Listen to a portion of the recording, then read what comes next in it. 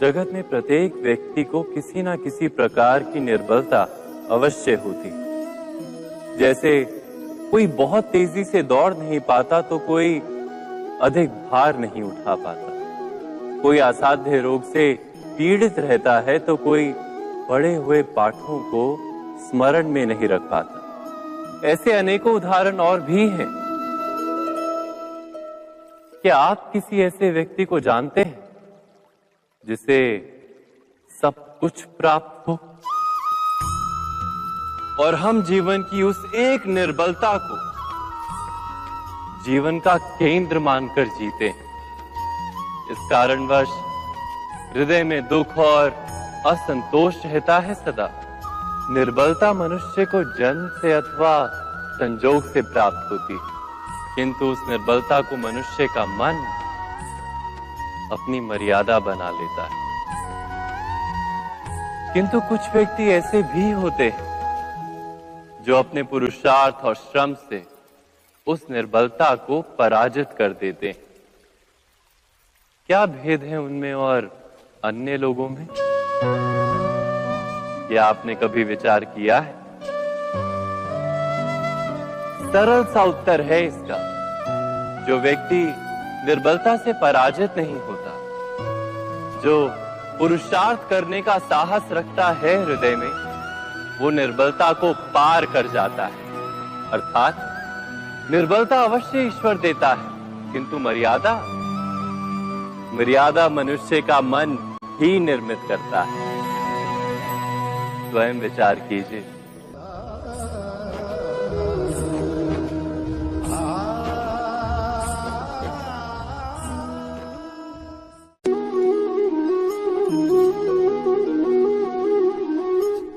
भविष्य का दूसरा नाम है संघर्ष।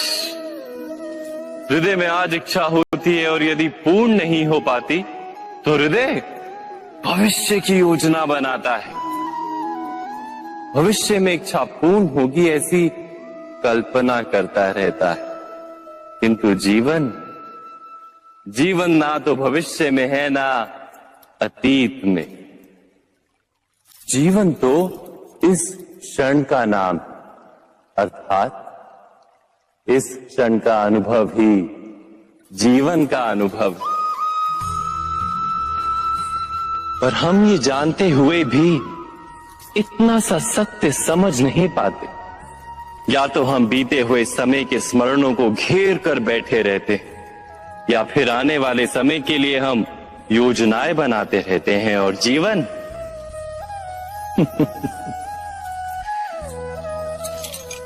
जीवन बीत जाता है।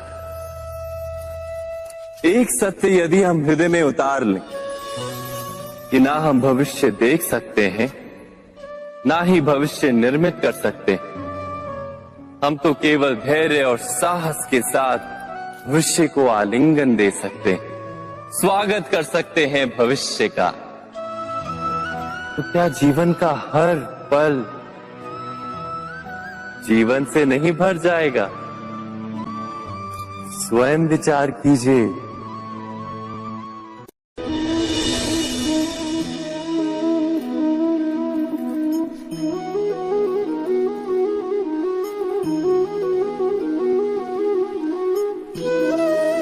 ज्ञान प्राप्ति सदा ही समर्पण से होती है, ये हम सब जानते हैं। किंतु समर्पण का वास्तविक महत्व क्या है? क्या हमने कभी विचार किया? मनुष्य का मन सदा ही ज्ञान प्राप्ति में विभिन्न बाधाओं को उत्पन्न करता है। कभी किसी अन्य विद्यार्थी से ईर्ष्या हो जाती है, कभी पढ़ाए हुए पाठों पर संदेह जन्मता है और कभी गुरु द्वारा दिया गया दंड मन को अहंकार से भर देता है। नहीं, क्या ऐसा नहीं होता? न जाने कैसे कैसे विचार मन को भटकाते हैं और मन की इसी अयोग्य स्थिति के कारण हम ज्ञान प्राप्त नहीं कर पाते। मन की योग्य स्थिति केवल समर्पण से निर्मित होती है। समर्पण मनुष्य के अहंकार का नाश करता है। ईर्ष्या, महत्वाकांक्षा आदि भावनाओं को दूर कर हृदय को शांत करता है और मन को एकाग्र करता है। वास्तव में ईश्वर की सृष्टि में ना ज्ञान की मर्यादा है ना ज्ञानियों की।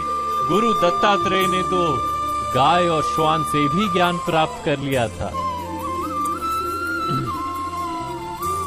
अर्थात विषय ब्रह्म ज्ञान का हो या जीवन के ज्ञान का या गुरुकुल में प्राप्त होने वाले ज्ञान का, उसकी प्राप्ति के लिए गुरु से अधिक महत्व है उस गुरु के प्रति हमारा समर्पण।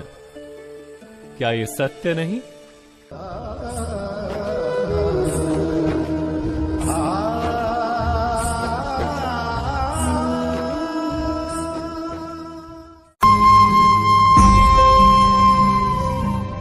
प्रत्येक मनुष्य के जीवन में ऐसा क्षण अवश्य आता है जब सारे स्वप्न, सारी आशाएं, सारे दृश्य ध्वस्त हो जाते हैं। जीवन के सारे आयोजन ही बिखर जाते हैं। एक और धर्म होता है और दूसरी ओर सुख। इसी को धर्म संकट कहते हैं। जब धर्म का वहन ही संकट हो और धर्म का त्याग ही सुख हो।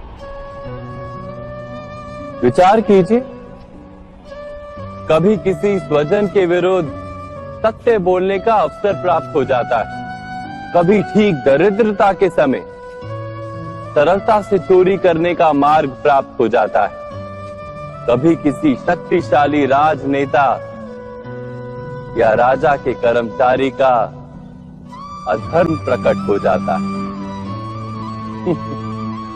सबके जीवन में ऐसी घटना बनती ही रहती है।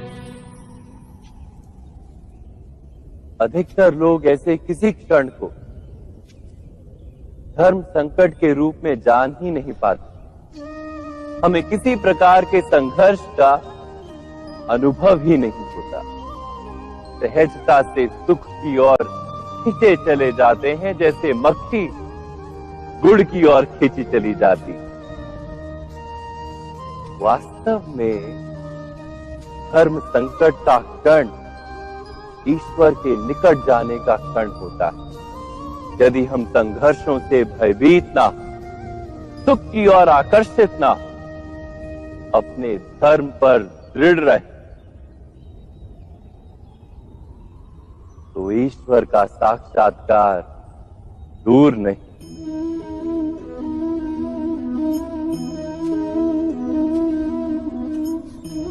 पवन से युद्ध करने वाला पत्ता यदि पेड़ से गिरता है तो भी आकाश की ओर उठता है। पवन से झुकने वाली घास वहीं भूमि पर रह जाती। अर्थात धर्म संकट से यदि हम संकट को ही टाल दें तो सुख तो मिलता है, जीवन बढ़ता है, किंतु क्या चरित्र नहीं टूटता? क्या आत्मा दरिद्र नहीं हो जाती? क्या ईश्वर से अंतर नहीं हो जाता? स्वयं विचार किए। दो व्यक्ति जब निकट आते हैं तो एक दूसरे के लिए सीमाएं और मर्यादाएं निर्मित करने का प्रयत्न अवश्य करते हैं।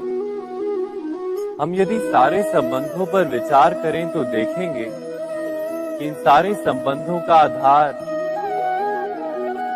यही सीमाएं हैं जो हम दूसरों के लिए निर्मित करते हैं। और यदि अनजाने में भी कोई अन्य व्यक्ति इन सीमाओं को तोड़ता है तो उसी क्षण